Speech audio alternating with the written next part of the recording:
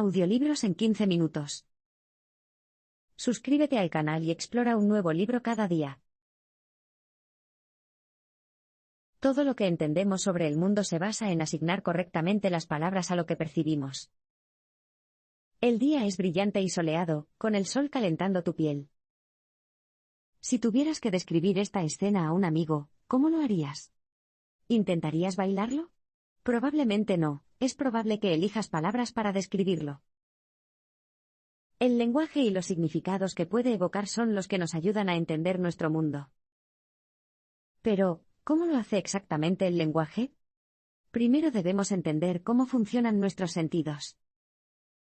A través del tacto, el sonido y la vista, obtenemos una comprensión del entorno, como resultado de la presión sobre los nervios del cuerpo. Las únicas cosas que pueden hacer que los nervios estimulen nuestros sentidos son los objetos con un cuerpo físico, como una roca que podemos tocar, la música que podemos escuchar o la luz que podemos ver. Tras un impulso sensorial, nos queda una imagen mental de un objeto y, a continuación, podemos elaborar nuestra comprensión del objeto y su contexto. Por ejemplo, al mirar las manecillas de un reloj, puedes procesar la imagen para entender que las manecillas son parte de un reloj. Ser capaz de atribuir las palabras adecuadas a una experiencia es esencial para razonar. Sin el lenguaje adecuado, sería imposible explicar con precisión los objetos o conceptos. Imagina si el único número que conocieras fuera 1. ¿Qué dirías cuando un reloj marcara por segunda vez? Sin embargo, no basta con tener las palabras correctas, hay que juntarlas de forma lógica. Pero, ¿por qué es importante el orden? La secuencia de palabras nos ayuda a crear patrones de razón para determinar qué es lo que normalmente sigue a una determinada acción. En otras palabras, la razón nos muestra la correlación entre las cosas. Si sabes que un huevo se rompe cuando cae, esta secuencia lógica de palabras nos muestra que también es cierto que todos los huevos se rompen cuando caen. Así, cuando veas un huevo rodando cerca del borde de una mesa, podrás predecir lo que pasará después. La información que obtiene de las correlaciones le permite realizar determinadas acciones para producir resultados concretos y, lo que es más importante, le ayuda a predecir las acciones de los demás. La humanidad está impulsada por el deseo de poder en medio de una amenaza constante y real de violencia. Por lo tanto, usar el lenguaje para nombrar lo que percibimos con nuestros sentidos, y juntar estas palabras en una secuencia lógica nos proporciona una comprensión de la causa y el efecto. Esto puede parecer sencillo, pero lleva a un concepto más profundo. Nuestra capacidad para entender la causa y el efecto da origen a ideas sobre lo que podríamos tener, lo que a su vez lleva al concepto de deseo. Todo lo que buscamos como seres humanos está impulsado por el deseo, y se basa en una necesidad básica de poder. El deseo de cosas como la reputación, el honor y la riqueza se reduce a un gran deseo, la voluntad de poder. ¿Qué es exactamente el poder? Podemos entender el poder como la capacidad de una persona para adquirir algo que quiere. Esta habilidad puede ser natural, por ejemplo, en alguien con una mente o un cuerpo fuertes. O bien, esta habilidad puede ser fundamental, ya que una persona cuenta con herramientas que le pueden ayudar a obtener o mantener el poder, como el dinero, la reputación o una red influyente. Nuestro deseo de poder puede generar rivalidades, que a su vez pueden llevar a la lucha, una situación que crea miedo. El mayor de los temores es el miedo a la muerte. Pero, ¿por qué nuestros deseos crean este ciclo de violencia? Cuando dos personas desean lo mismo pero no pueden tenerlo, la competencia es inevitable. Por naturaleza, todos los seres humanos son iguales y, como tales, cualquiera de los dos puede ganar, por lo que el miedo a perder es igualmente agudo en ambos lados. Esta igualdad se basa en la combinación de nuestros poderes naturales e instrumentales. Incluso la persona más pequeña podría matar a un hombre físicamente más fuerte mediante el engaño o la alianza. Saber que alguien puede matarte y llevarse lo que es tuyo crea un mundo plagado de desconfianza y miedo. Esta competencia perpetua por el poder conduce naturalmente a un estado de guerra constante. Entonces, ¿cómo podemos, como sociedad, evitar ese destino? Una sociedad pacífica depende de que cada individuo renuncie a algunos derechos para garantizar la equidad para todos. Dejados a nuestra suerte, como sociedad podríamos encontrarnos sumidos en un conflicto perpetuo, incluso, en una guerra abierta. ¿Cómo resolvemos esta triste situación? Al participar en un contrato social o al aceptar el derecho de hacer a los demás solo lo que permitimos que los demás nos hagan a nosotros. Para garantizar que nuestros temores a ser heridos o muertos no resulten en realidad en lesiones o la muerte, nosotros, como individuos, debemos renunciar a nuestro derecho a herir o matar a otras personas. Si a nadie se le permite hacer actos de violencia, se puede mantener la paz. En esencia, son nuestros miedos los que nos llevan a renunciar a nuestros derechos para garantizar nuestra propia seguridad. Pero esto solo es posible si confías en que los demás harán lo mismo. Si la amenaza de una lesión aún existe, seguro que no te sentirías cómodo renunciando al derecho a defenderte. Por lo tanto, mantener un pacto de derechos mutuamente sacrificados es la base de la justicia, y cualquier desviación de este pacto debe considerarse injusta. Si solo una persona teme que su vecino rompa el contrato, esa persona sin duda lo incumplirá y los demás seguirán su ejemplo.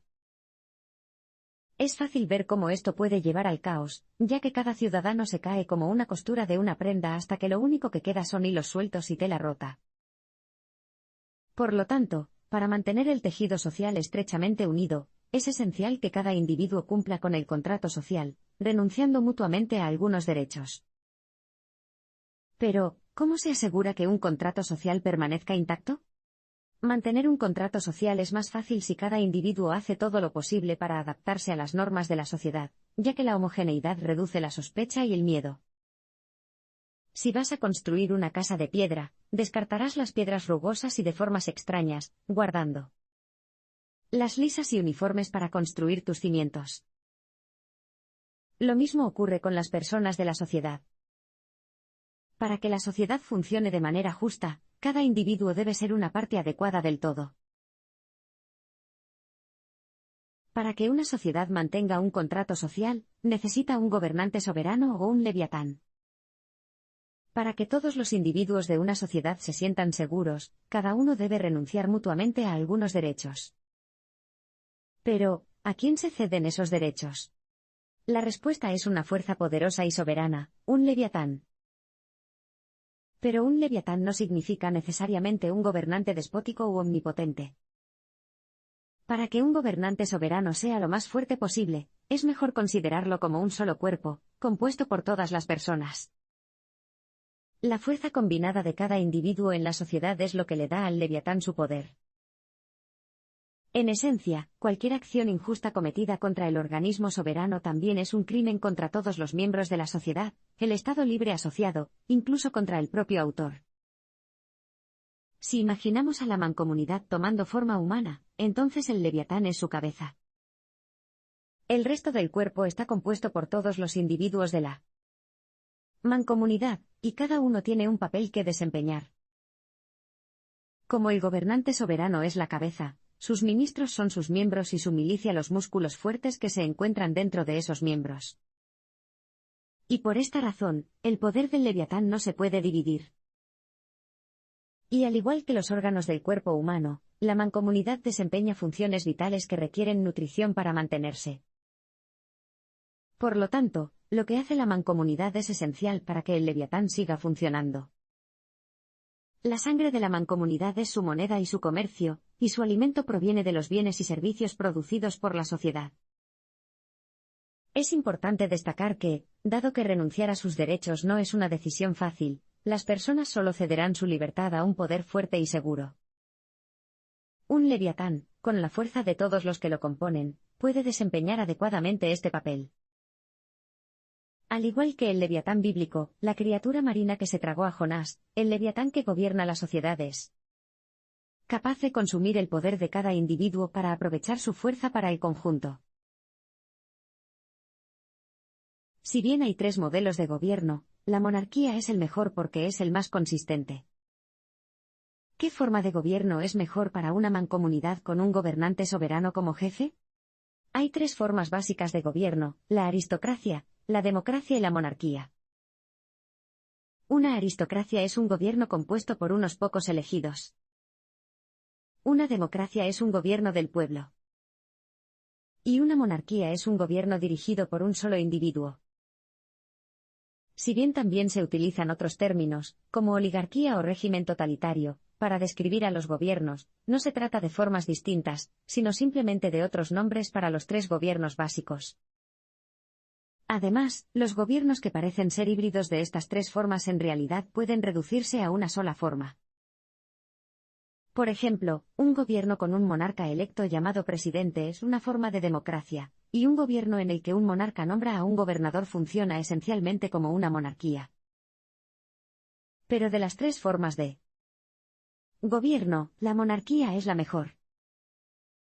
¿Por qué es este el caso? Un monarca puede tomar decisiones fácilmente, ya que solo tiene una mente y, por lo tanto, puede actuar con mayor coherencia que un grupo. Y la coherencia es importante, ya que ayuda a mantener el contrato social al garantizar que cada individuo sepa qué esperar de la sociedad. Esta consistencia hace que las personas se sientan seguras y mantiene aún más el contrato social, lo que disuade los conflictos. La monarquía también es la mejor forma de gobierno porque los intereses del monarca son los mismos que los de sus súbditos. Además, la sucesión es más fácil en una monarquía, ya que solo una persona necesita nombrar a un sucesor, lo que reduce el riesgo de una discusión que podría convertirse en un conflicto o, lo que es peor, en una guerra. Exploremos las herramientas necesarias para que un monarca garantice la seguridad del Estado libre asociado. El Leviatán mantiene el monopolio de la fuerza para mantener la paz y defender el contrato social. ¿Cómo puede un gobernante soberano mantener la paz en la mancomunidad que gobierna? Manteniendo el derecho exclusivo a administrar el castigo.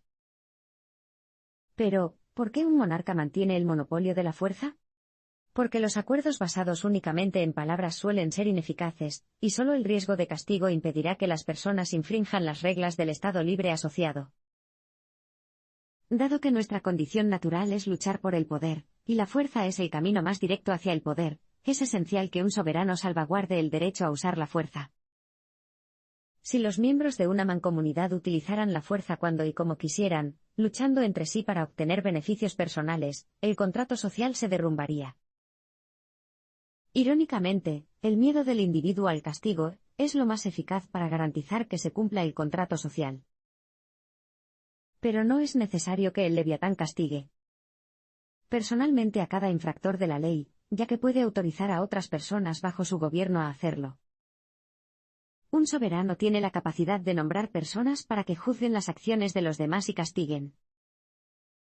Los militares, la policía y otras personas autorizadas a portar armas bajo la supervisión del Leviatán son la fuerza a través de la cual el monarca defiende las leyes del Estado. La capacidad del Leviatán para castigar tiene límites. Por ejemplo, no se puede obligar a nadie a hacerse daño, ya que ello violaría el derecho a la autoconservación para el que fue creado el Leviatán. Por lo tanto, obligar a una persona a castigarse a sí misma rompería el contrato social. Las leyes y los castigos por infringir las leyes deben ser creados por el soberano, pero la aplicación de la ley debe recaer en los jueces, los militares y la policía, personas que pueden mantener el orden y defender el contrato social a diario. Las personas son tan libres bajo el gobierno de un Leviatán como lo eran sin él. Con un Leviatán fuerte gobernando una mancomunidad, la sociedad en su conjunto debe tener menos libertad, ¿verdad? En realidad, lo opuesto es cierto. El estado natural de la vida es solitario, miserable y breve, ya que las personas están obsesionadas por el miedo constante a sufrir lesiones o a la muerte. Si la definición de libertad y libertad es la capacidad de actuar sin obstáculos ni miedo, nuestro estado natural de vida definitivamente no es libre. Por lo tanto, tener un gobernante soberano que impida que las personas hieran a otras garantiza la libertad. Antes de que se estableciera la mancomunidad de Inglaterra a finales del siglo X, la gente tenía que luchar constantemente solo para mantener sus derechos sobre su tierra. No hace falta decir que su libertad era ciertamente limitada. Tras el establecimiento de una mancomunidad, las personas tuvieron más libertad, ya que, en lugar de luchar Para defender sus propias tierras, podían cultivar en paz y mejorar su suerte en la vida. Si bien algunos filósofos como Aristóteles afirmaron que la democracia es la única forma de gobierno verdaderamente libre, esta idea es equivocada. Basta con mirar el conflicto y la agitación que asolaron Atenas y el Imperio Romano, está claro que la democracia conduce a la injusticia y la violencia. Pero, ¿qué era lo que hacía que estas sociedades fueran tan injustas?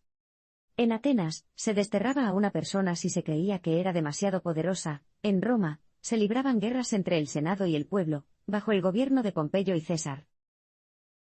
Lejos de garantizar la libertad, los sistemas democráticos de estos imperios trajeron el caos.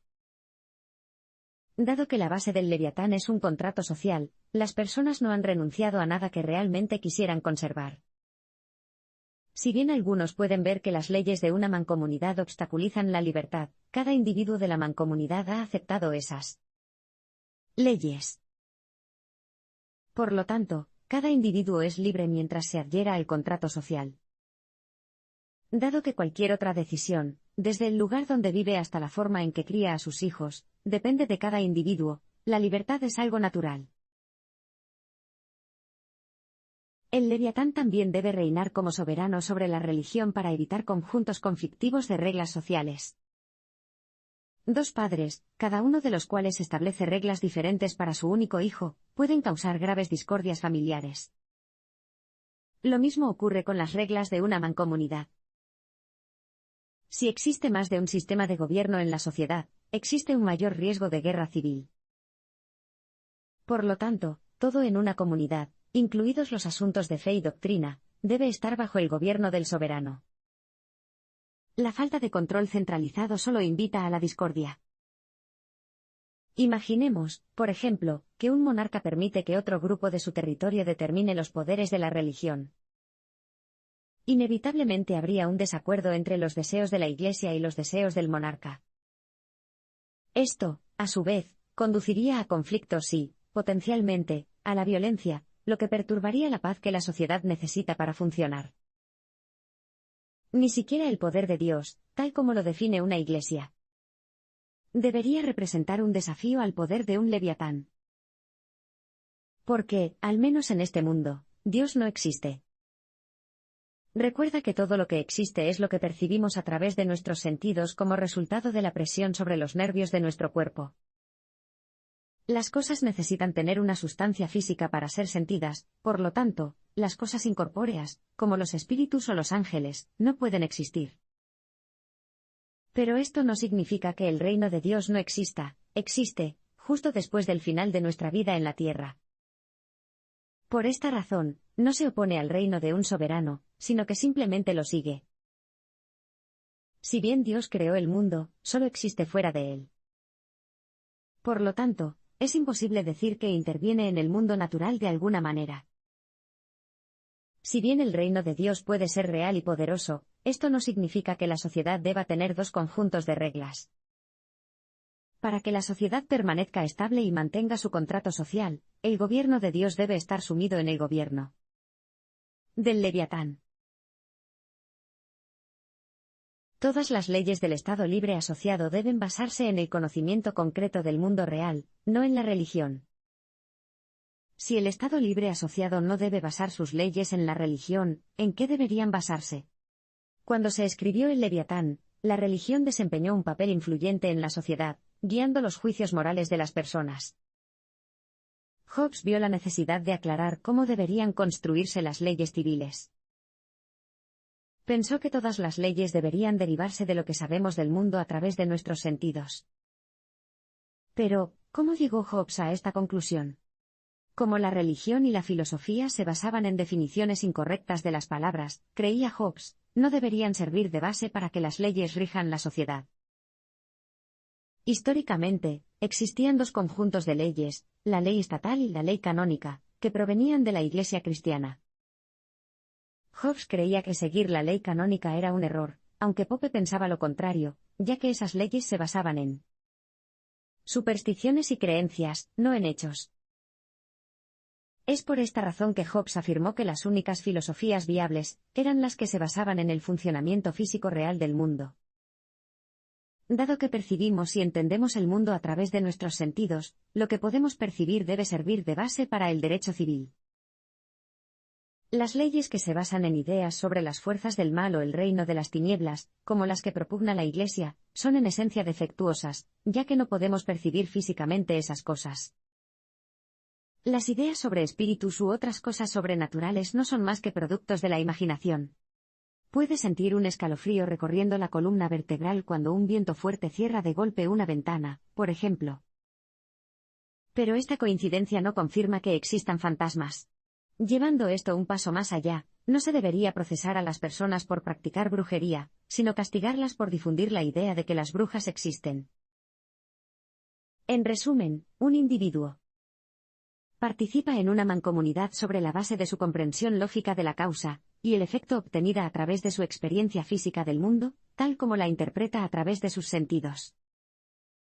Las leyes que rigen el Estado libre asociado deberían basarse entonces en el mismo entendimiento.